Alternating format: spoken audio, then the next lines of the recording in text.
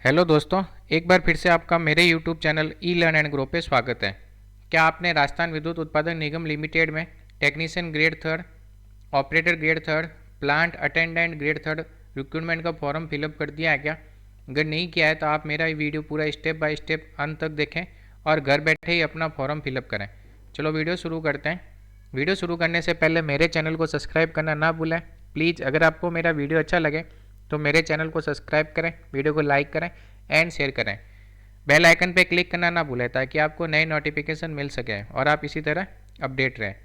सबसे पहले आपको गूगल पे सर्च करना है आरवीएनएल रिक्रूटमेंट 2025 टेक्नीशियंस फॉर्म। यहाँ पे सॉरी चॉइस लिखा गया 25 सर्च करना आपको।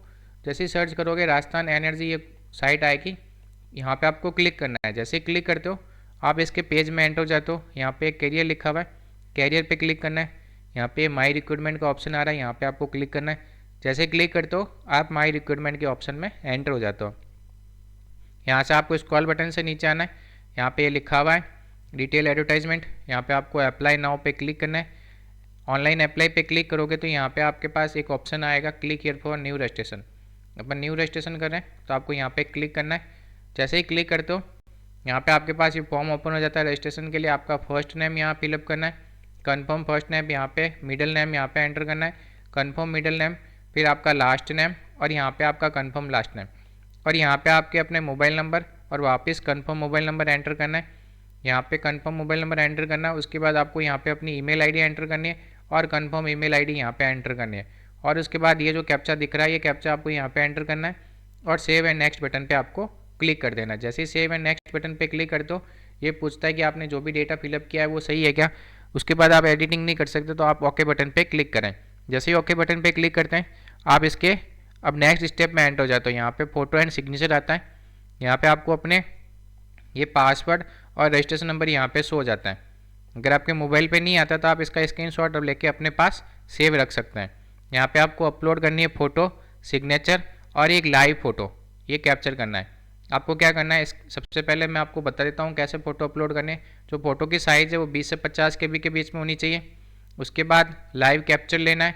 लाइव कैप्चर में आपको क्या क्या नहीं करना है, इंश्योर करना है कि ये आपको करना है कि फ़ोटो जो कैप्चर कर रहे हो वो एकदम लाइट कलर की होनी चाहिए और पीछे का बैकग्राउंड भी वाइट होना चाहिए और एकदम एग्जैक्ट होनी चाहिए।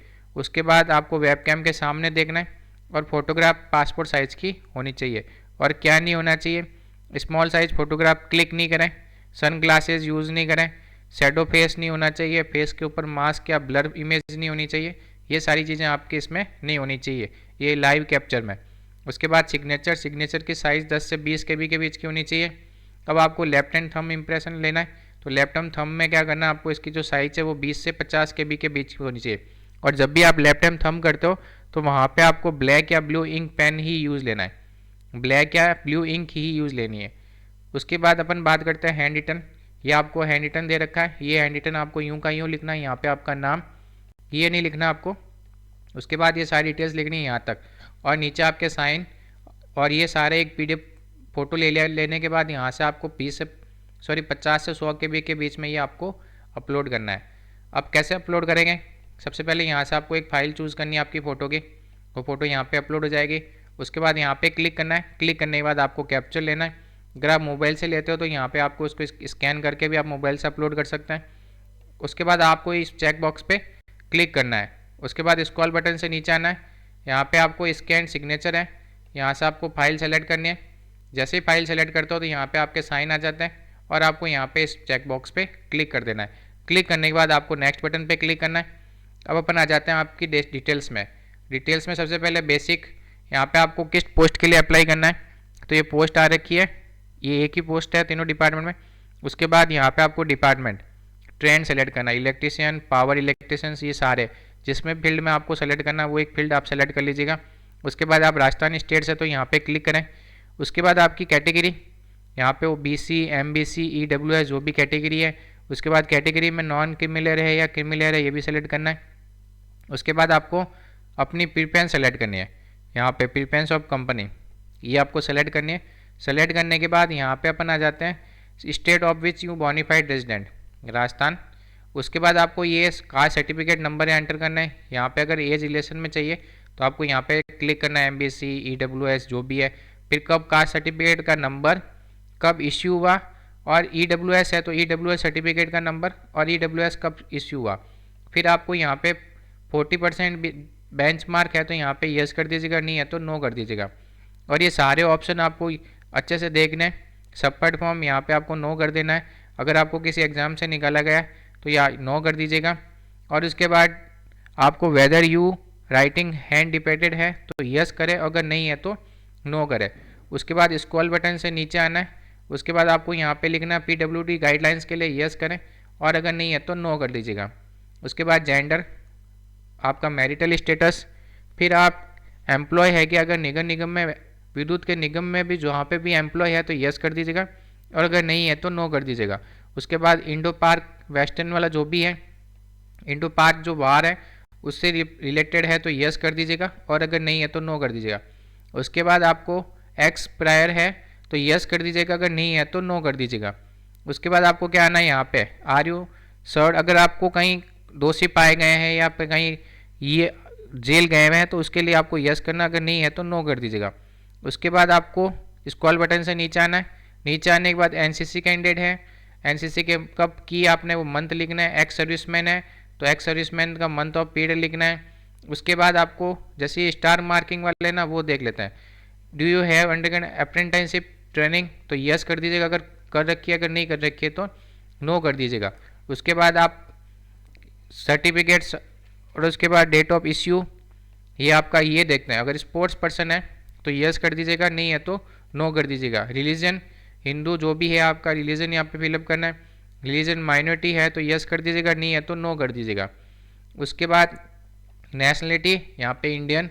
अब अपन को सेलेक्ट करना है आपके सेंटर, एक एक करके सेंटर सेलेक्ट करना है। आपको 6 सेंटर सेलेक्ट करना है। जिस स्टेट से आप फिलअप करते हो, राजस्थान से तो राजस्थान के 6 सेंटर आपको यहाँ पे फिलअप करना है। उसके बाद यहाँ पे आपको अपनी डेट ऑफ बर्थ फिलअप करने के बाद आपके ट्विन सिस्टर है तो यस, अगर नहीं है तो नो। अगर यस है तो यहाँ पे नाम लिखना है। फिर आपका जेंडर ऑफ ट्विन सिस्टर, अगर यस करते हो तो ये सारी डिटेल्स आपको फिलअप करनी है। उसके बाद आपके फादर नेम यहाँ पे एंटर करना है, मदर नेम यहाँ पे एंटर करना है, स्पोर्स नेम यहाँ पे एंटर करना है। अगर आपने मैरिड लिखा है तो यहाँ पे स्पोर्स नेम एंटर करना है। स्पोर्स की डेट ऑफ बर्थ मतलब वाइफ की डेट ऑफ बर्थ या हस्बैंड की भी डेट ऑफ बर्थ। उसके बाद चिल्ड्रन आपके कितने हैं, और उसके बाद अगर आपके do you have the children earlier delivery disability जो भी है यस कर दीजिएगा, नहीं है तो नो कर दीजिएगा। उसके बाद स्क्रॉल बटन से नीचे आना है। नीचे आने के बाद आपको यहाँ पे डिटेल्स ऑफ चिल्ड्रन अगर है नहीं तो अपन को नो करना है सारा। उसके बाद यहाँ पे आपको अपना एड्रेस, ये एक कुछ चीज़ें है you more than one wife तो अगर यस है तो यस, नो है तो नो। और आपने दहेज लिया है तो यस, और अगर नहीं लिया तो नो। ये सारे मैरिड के लिए है। अगर मैरिड है आप ऑलरेडी और आपने शादी कर रखी है और नहीं शादी कर ली है तो यस, अगर नहीं है तो नो। और उसके बाद आपको यहाँ पे एड्रेस फिलअप करना है। ये जो रेड मार्किंग है ये रेड मार्किंग आपको यहाँ पे एंटर करने। यहाँ पे आपको अपना डिस्ट्रिक्ट, स्टेट और यहाँ पे पिन कोड, और अगर सेम एड्रेस है ये आपका करस्पॉन्डिंग एड्रेस ये वाला है जो, तो यहाँ पे आपको इस चेक बॉक्स पे क्लिक कर देना है और स्क्रॉल बटन से नीचे आना है। नीचे आने के बाद आपके GST नंबर परमानेंट एड्रेस पे, और ये आपके 500 रुपये का जो भी अमाउंट होता है। उसके बाद आपको वैलिडेट और डिटेल्स करनी है। डिटेल्स वैलिडेट होने के बाद ये वेरीफाइड हो जाता है, आपको ओके बटन पे क्लिक करना है। जितनी भी अपन ने डिटेल्स पढ़ी है इसमें वो अच्छे से पढ़ना और अच्छे से फिलअप करना। उसके बाद सेव एंड नेक्स्ट बटन पे क्लिक कर देना। अब अपन आ जाते हैं आपके क्वालिफिकेशन, एक्सपीरियंस एंड लैंग्वेज में। यहाँ पे आपको अपनी सेकेंडरी, ITI ये सारे फिलअप करना है। कब पास किया, बोर्ड क्या है आपका 10th का, फिर उसके बाद 10th कब पास किया आपने, मार्क्स परसेंटेज मार्क्स क्या है, ग्रेड क्या आपका, ITI में आपने कब पास किया, किस ट्रेंड से पास किया, सब्जेक्ट क्या था अपना, कब पासिंग किया, परसेंटेज कितने और डिवीज़न कौन सा बना। उसके बाद स्क्रॉल बटन से नीचे आना है। अदर कुछ सर्टिफिकेट है तो वो भी आप यहाँ पे एंटर कर सकते हो।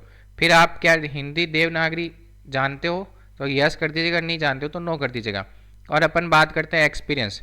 अगर आप कहीं पे गवर्नमेंट एम्प्लॉय या कहीं पे भी आप एम्प्लॉय है, चाहे गवर्नमेंट हो चाहे प्राइवेट हो, तो वहाँ पे आपको अपना ये सारा लिखना पड़ेगा। यहाँ पे time of period, name of duties, reasons of leaving सारा।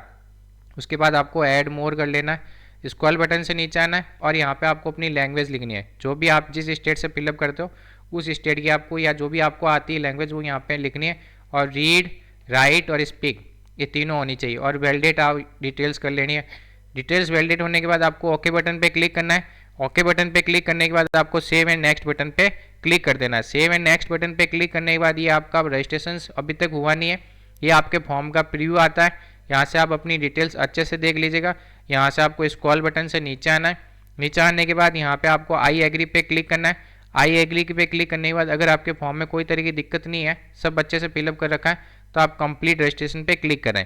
जैसे ही कंप्लीट रजिस्ट्रेशन पे क्लिक करते हो तो ये पूछता है कि एक बार कंप्लीट रजिस्ट्रेशन करने के बाद आप वापस इसको एडिटिंग नहीं कर सकते, तो ओके कर दीजिएगा। ओके करने के बाद are you sure, okay. Okay करने के बाद अब अपन आ जाते हैं आपके thumb impression, left thumb impression और आपका हैंड रिटर्न, ये दोनों यहाँ पे अपलोड करना है। और ये जो कैप्चा दिख रखा है ये कैप्चा आपको यहाँ पे एंटर करना है। उसके बाद आपको सेव एंड नेक्स्ट बटन पे क्लिक करना है। जैसे ही सेव एंड नेक्स्ट बटन पे क्लिक करते हो अब ओपन आता है। जैसे ये आपने थंब इम्प्रेस यहाँ से फाइल सेलेक्ट की, फाइल सेलेक्ट करने के बाद ये आपका थंब इम्प्रेशन आ जाता है। आपको ओके कर देना है। सारी चीज़ें होने के बाद आपको क्या करना है, सेव एंड नेक्स्ट बटन पे क्लिक कर देना है। और उसके बाद जैसे ही क्लिक करते हो आपको ओके बटन पे क्लिक करना है, क्योंकि एक बार एंटर करने के बाद आप इसको एडिट नहीं कर सकते। ओके करने के बाद अभी आपका पेमेंट आ जाता है। यहाँ पे ये जो कैप्चा दिख रहा है ये कैप्चा आपको यहाँ पे एंटर करना है। एंटर करने के बाद आपको सबमिट कर देना है। जैसे सबमिट का बटन दबाता हो ये बोलता है कि पेमेंट के लिए प्रोसीड करना है, तो ओके कर दीजिएगा।